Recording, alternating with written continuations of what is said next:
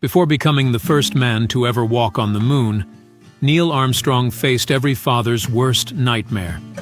Long before Apollo 11, before the world knew his name, Armstrong was just a test pilot and a young father trying to build a life. And then, everything changed. In 1961, his 2-year-old daughter, Karen, began showing troubling symptoms. She was unsteady, struggling to walk, and her health seemed to decline without explanation. Doctors soon delivered the devastating truth. She had a brain tumor. At the time, treatment options were limited. Karen underwent radiation therapy, and for a short while, it seemed like she might recover.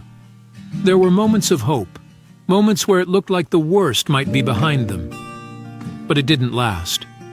Karen's condition worsened, and later that same year, she died. She was just 2 years old. For Armstrong, it was a loss he rarely spoke about.